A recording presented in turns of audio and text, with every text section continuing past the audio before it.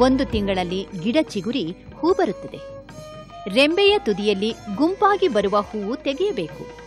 ಇವು ಕಾಯಾದರೆ ಬಿಸಿಲಿಗೆ ಸಿಲುಕಿ ಸುಟ್ಟಂತಾಗುತ್ತದೆ. ಅಂತೆಯೇ ಫಸಲು ಇರುವಾಗ ಮೂಡುವ ಹೂವು ಕೀಳಬೇಕು. ಇದರಿಂದ ಆಹಾರ ವ್ಯರ್ಥವಾಗುವುದನ್ನು ತಡೆಯಬಹುದು. ಚಿಗುರು ಟೊಂಗೆಗಳ ತುದಿ ಚಿವುಟಿ. ಆಗ ಕೊಂಬೆಗಳು ಟಿಸಿಲೊಡೆದು ಉತ್ತಮ ತೊಪ್ಪಲ ಬೆಳೆಯುತ್ತದೆ. ಇದರಿಂದ ಬೆಳೆಯುತ್ತಿರುವ ಕಾಯಿಗಳಿಗೆ ಬಿಸಿಲಿನಿಂದ ರಕ್ಷಣೆ ಸಿಗುತ್ತದೆ.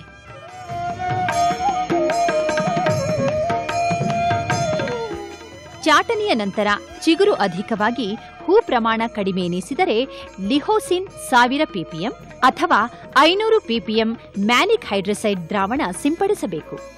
ಇದರಿಂದ ಗಿಡದ ಬೆಳವಣಿಗೆ ಕುಂಠಿತವಾಗಿ ಹೆಚ್ಚು ಹೂ ಬರುತ್ತದೆ.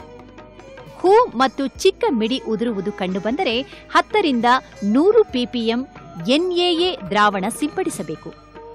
80% ಕಾಯಿಗಳು ಲಿಂಬೆ ಗಾತ್ರದಲ್ಲಿದ್ದಾಗ ಕಾಯಿಗಳ ಗಾತ್ರ ಮತ್ತು ತೊಗಟೆಯ ದಪ್ಪ ಹೆಚ್ಚಿಸಲು 10 ರಿಂದ 20 ppm ಪ್ರಮಾಣದ ಜಿಬ್ಬರೆಲಿಕ್ ಆಮ್ಲದ ದ್ರಾವಣ ಅಥವಾ ಪ್ರತಿ ಲೀಟರು ನೀರಿಗೆ 1 ಮಿಲಿ ಸೈಟೋಸೈಮ್ ಹಾಕಿ ಸಿಂಪಡಿಸಬೇಕು.